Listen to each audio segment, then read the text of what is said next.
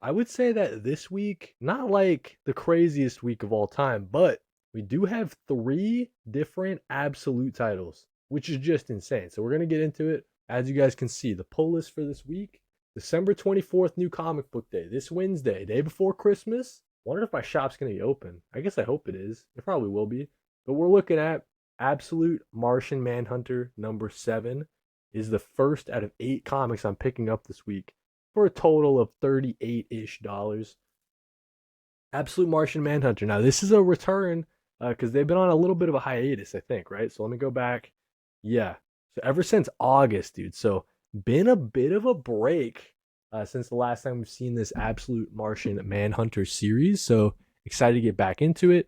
John Jones, of course, and the Martian. They're going to be checking into Heartbreak Motel, it says, after the mind altering events of the White Martian's first foray on Earth. It looks like John Jones is going to be investigating some strange occurrences, dude. So Dennis Camp, we know, is writing the series. He's been killing it just in general, but he's been killing it especially on this Absolute Martian Manhunter series. Might be my favorite series that Dennis Camp's doing right now. That's a tough one because he's doing Assorted Christ events. He's doing the Ultimates, right? So both of those series are really good. But yeah, and then we got Javier Rodriguez, dude. What an insanely talented artist. Let me get back to that. Javier Rodriguez is just killing it. If you guys didn't read Zatanna Bring Down the House, you got to check that out. It's some really mind bending artwork.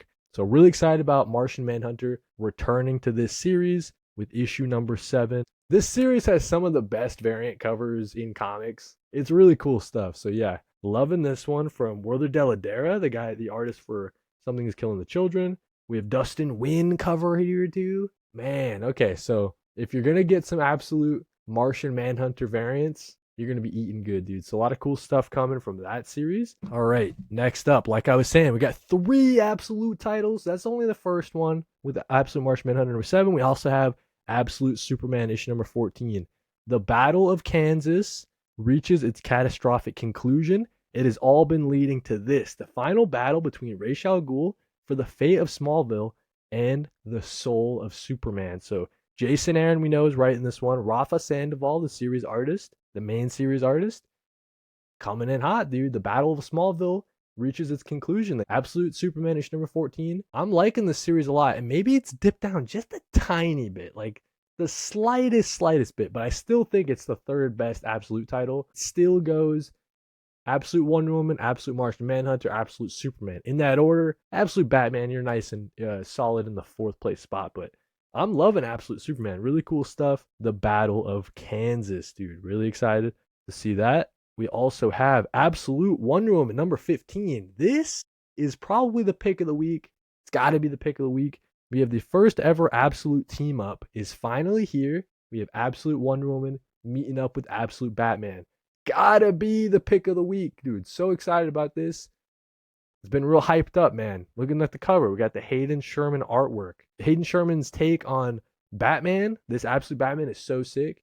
And then Hayden Sherman obviously doing killer work on the interiors for Absolute Wonder Woman. We got LD wheeling in the chat saying, yo, what is up, LD? So, yeah, dude, that's got to be pick of the week. But that's the third Absolute title on the same day. That doesn't seem real, dude. That's crazy. All the big hitters from DC. You also have Green Arrow 31, the conclusion to the Green Arrow series, dude. Oh my gosh, look at it. Look at it go. Chris Condon, Montos, ever since issue 17. They didn't get that many issues, dude, before canceling the series. So sad. Chris Condon, Montos, Adriano Lucas saying goodbye to this Green Arrow series, dude. That's hard. That's tough, dude. It looks like this one, yeah, he's going to be reckoning with his past choices and experiences in order to provide a path for the two and himself. So we know this arc is featured pretty heavily. You know, we got Roy and his kids, so we'll see that tie up. And hopefully Chris Khan and Montos can give us a beautiful send-off for the Green Arrow character. You got Tommy B in the chat saying, what's up? What's up, Tommy? Thanks for joining. LD Wheeling, so hyped for Absolute Wonder Woman this week. The hype is real, man. The hype is real. Just looking at this cover, it's so sick. No variants though, which is a little bit unfortunate, but that's okay. All right, so yeah, so four DC hitters so far. We got the Absolutes and we got Green Arrow. That's making up for a really good new comic book day. We also have Justice League Unlimited number 14. Now, says it's going to be the fall of Mr. Terrific. As we see here on the cover, we got like Electric Blue Superman is getting choked out by Neuron. What's been happening in the Justice League Unlimited series so far for the DCKO tie-in stuff?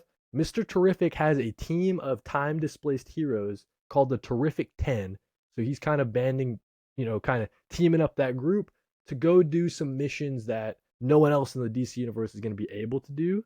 It's kind of the perfect mission for this Terrific 10 because they're time displaced. If they're more expendable, like if they die, it's not so much a big deal, which is kind of dark, but they got to do it. No one else in the DC universe can do it. So that's what's been going on with the Terrific 10 stuff. And I think it's been pretty good. All the DCKO stuff is really solid. Got the Sanford Green cover, Jeffrey Spokes, poor Booster Gold. He's not doing so well in this event so far. Steven Subic doing some more glow in the dark stuff, dude. So sick.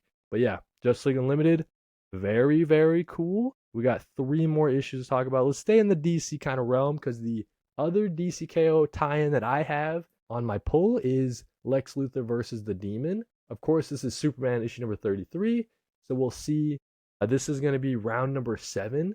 If I can show you the cover. You guys see the cover down there? Round 7. So I don't know if I've only been reading some of the fights. Like, I got a comment the other day. Someone was asking me, like, are you going to be confused if you don't read all the fights? And it's like, not really. I mean, whoever wins the fight, they won the fight, right? Like, I'll just, back up and read that issue on DC Universe Infinite to see how the fight was won. But it's not really a big deal to me, I guess. I've been pulling all the series that I was pulling initially. So, like, Superman, I've been enjoying. I'm going to keep it going. I'm not going to skip this issue of Superman, even though it is a tie-in.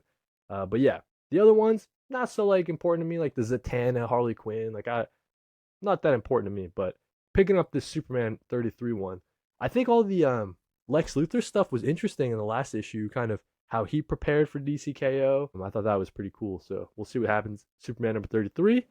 2 more issues to talk about. The only Image comic pull for today, or for this upcoming new comic book day, is Skinbreaker, issue number 4. This series has been crazy so far. I think that issue 1 was really good. 2 kind of stepped it down just a tad. 3 kind of reset into the new situation we find ourselves in. The new chief is like elder now, and he's been trying to get his tribe to adapt to this new way of living, but some people are still stuck in their old ways, and someone's going to be challenging our new chief, like our old chief, into a battle. So whoever wins this battle is going to be the new chief, and it seems like it's going to be kind of this idea of old versus new, as we see this younger dude in the middle slashing down at our chief, the hero, the protagonist of the story so far. So we'll have to see if he makes out of it, continues to be his tribe's chief, or if he's, the next chief is going to be taking his tribe back to the kind of olden ways and kind of rejecting the new forms of technology and stuff. So Skinbreaker has been solid so far. A series from Robert Kirkman on the writing. The artwork from David Finch is definitely like the star of the show. It's crazy stuff, like how much detail David Finch is putting into this series. So it's worth pulling for some David Finch really solid artwork. Robert Kirkman, he's writing a good story too. It's nothing too crazy, but enjoying it so far. And then last but not least, the last single issue, Masterminds number 3, a series out of Dark Horse Comics. I really like Zach Kaplan, so I want to support his work. And this is issue 3 of, it's hard to describe this series. It's like he's trying to join like the Illuminati, but for like the tech world.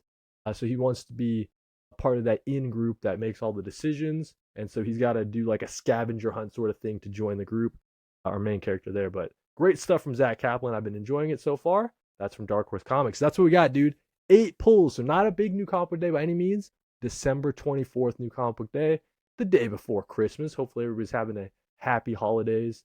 But yeah, 8 comics for $38, and that's what I'm pulling for new comic book day, dude. Let me know what you guys are pulling in the chat. Of course, as always, be interested to know